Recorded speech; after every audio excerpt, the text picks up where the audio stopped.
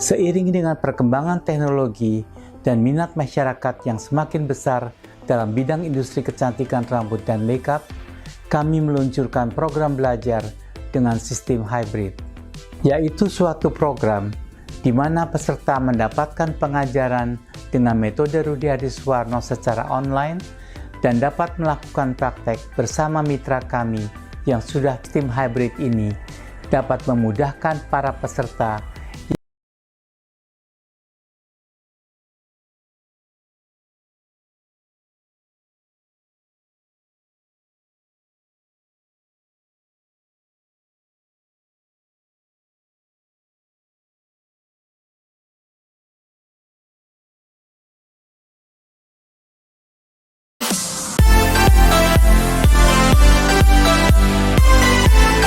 Halo, balik lagi di kursus salon murah. Di video kali ini aku mau jawab pertanyaan ya. Jadi ada pertanyaan dari Mbak Eti Endriati. Jadi dia tanya kayak gini, kalau aku udah kasih harga murah tapi salonku masih nggak rame gimana tuh? Pertanyaannya bagus banget Mbak Eti.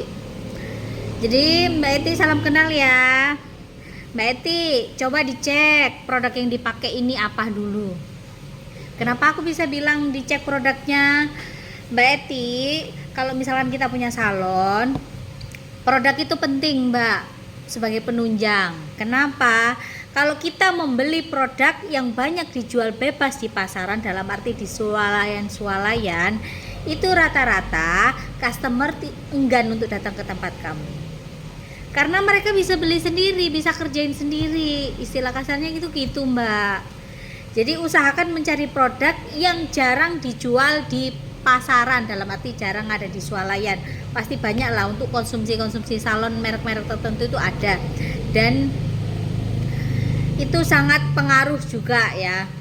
Kalau kamu punya salon, siapa aja yang nonton ini, harus kalian teliti dulu produk yang kalian beli dan produk yang kalian jual di salon. Karena rata-rata kalau di swalayan ini banyak, otomatis mereka enggan untuk membeli atau perawatan ke tempat kamu. Itu poin yang pertama. Terus yang kedua, kualitas kerja kamu gimana?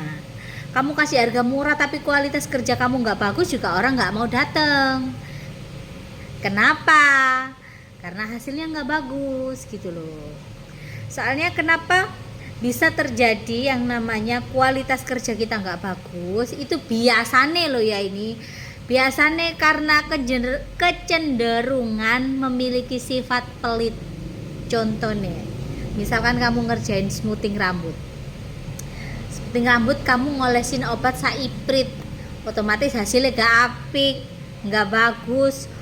Next, orang gak akan mau bawa kawan-kawannya ke tempat kamu. Terus lagi, misalkan terjadi kesalahan ataupun gagal produksi, dalam arti misalkan lagi smoothing ada yang nggak bagus misalkan di sebelah sini, ketika customer kamu komplain ke kamu nanggepinya malah marah-marah ataupun kamu cuek, nggak ada penyelesaian, nggak ada tanggung jawab, itu juga membuat customer enggan untuk datang ke tempat kamu lagi. Contoh lagi, kayak misalkan warna, ada orang mau warna ke tempat kamu, misalkan contohnya warna kayak gini, tapi hasilnya itu nggak masuknya rata, misalkan belang-belang gitu, otomatis kan kita harus tanggung jawab untuk meratakan warna itu. Kalau kamu pukul rata dalam artian jawaban kamu hanya sekedar ya was warna itu ya seperti itu Mbak, ya orang nggak akan mau ke tempat kamu. Jadi hasil kerja itu pengaruh ya Mbak. Itu yang poin kedua. Terus yang ketiga, tempat. Sekarang aku nanya dulu, tempat kamu ini sewa atau kamu ini milik sendiri? Kalau misalkan sewa, kamu harus tahu riwayat tempat itu. Kenapa aku bilang seperti itu? Terkadang ada beberapa tempat itu bocai, gak ngerjekeni. Soalnya apa? Terkadang mungkin loh ya, ex sewa yang dulu ada orang yang gak suka dengan usahanya, terus dikasih sesuatu yang tak terlihat juga bisa jadi, karena zaman sekarang itu apapun bisa terjadi. Yang kedua, karena memang letak tempatnya itu tidak strategis.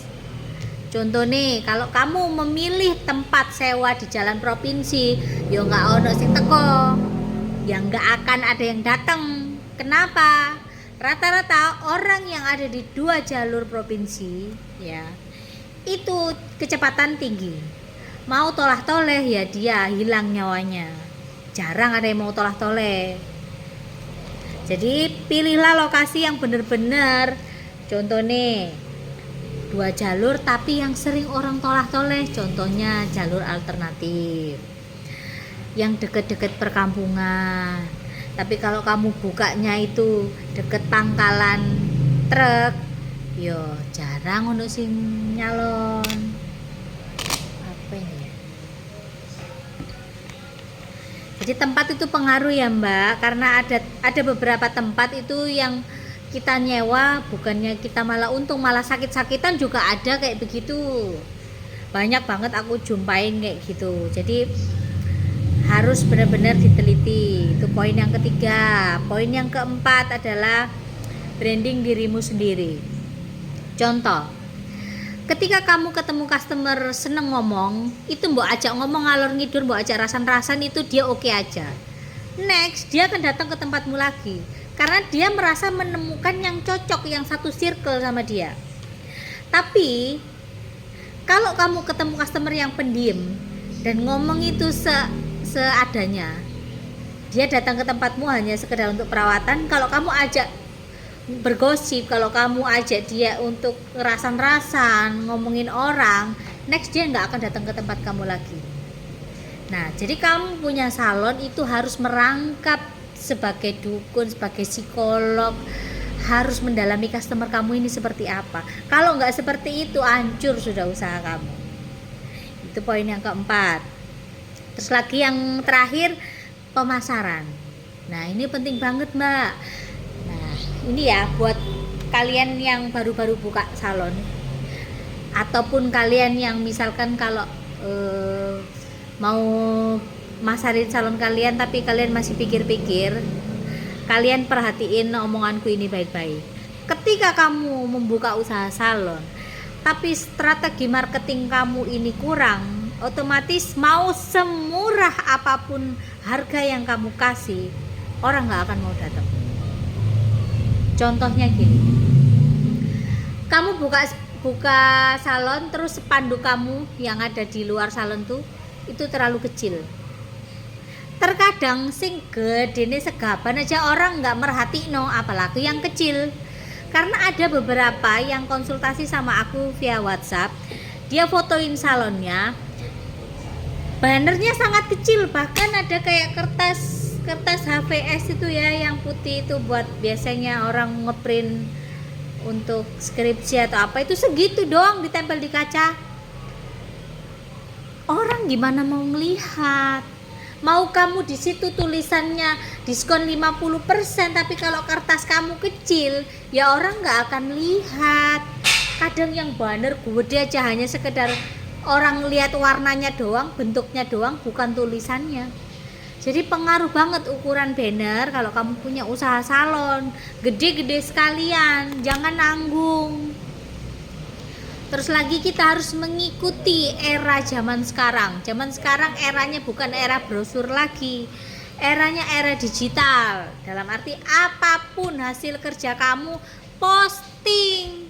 Jangan pernah kamu mikir, aku izin Mbak, aku malu nanti orang-orang ngomongin aku ini itu. Bodoh amat. Mau hasil kerjamu ini gimana pun, posting aja. Urusan orang suka nggak suka itu bodoh amat. Nggak perlu kamu yang namanya minder ketika postingan kamu nggak di like orang. Bodoh amat gitu, nggak usah terlalu dipikirin.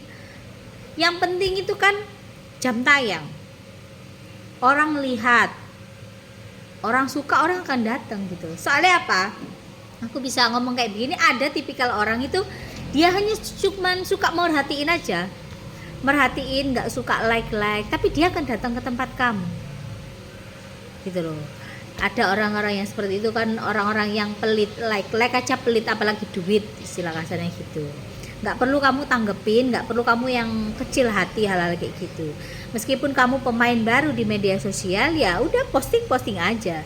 Intinya kamu cari rezeki, kamu nebar jaring, pasti ada nyangkutnya, asalkan kamu menebar jaring. Kalau kamu diem aja, ular kawin sama kambing pun nggak akan rame salon kamu, percaya deh. Itu penting gitu loh. Apapun hasil kerja kamu, usahakan finishingnya bagus supaya apa, orang tertarik sama kamu. Nggak usah mikir yang terlalu banyak lah, orang maksudnya salon kamu sangat ramai setiap hari, jangan mikir begitu. Ada 1 atau 2 orang datang ke tempat kamu, itu sudah lumayan, sudah pasti akan stabil pemasukan kamu. Itu yang poin-poin paling penting ketika kamu sudah buka usaha salon, udah dikasih harga murah, kenapa masih nggak ada yang datang. Dan satu lagi, kalau salon, usaha salon itu ya, semakin kamu muda, semakin terkenal kamu, jam terbangmu akan semakin melejit. Tapi kalau kamu sudah umur, baru main salon, cepet tenggelam. Biasanya seperti itu. Biasanya loh ya, ini yang aku rasa. Tapi kalau untuk pemain kayak wedding gitu ya, semakin kamu umur, kamu akan dicari orang. Biasanya kayak gitu. Itu menurut saya. Kalau omonganku ini ada nggak benernya ya nggak usah direken, nggak usah dihirauin maksudnya. Jadi Mbak Eti, itu aja jawaban dari aku. Semoga kamu bisa introspeksi ya. Kok bisa udah dikasih murah kok nggak ada yang datang, itu kan ya hal yang aneh. Kecuali kamu diguna-guna orang, itu beda lagi ceritanya ya. Jadi mau kasih tips sekeranjang pun nggak akan ada manfaatnya kalau sepinya itu karena dibikin orang itu seperti apa, banyak sebenarnya banyak sih, maksudnya dibikin orang itu versinya macam-macam. Pastinya hal yang tak kasat mata, yaitu tergantung orangnya percaya apa nggak percaya. Tapi kembali lagi ya, kalau kalian percaya ya memang sebenarnya ada sih hal kayak gitu, dan aku juga sering juga ngalami hal kayak gitu. Tapi next aku bakal share yang hal-hal yang kayak gitu.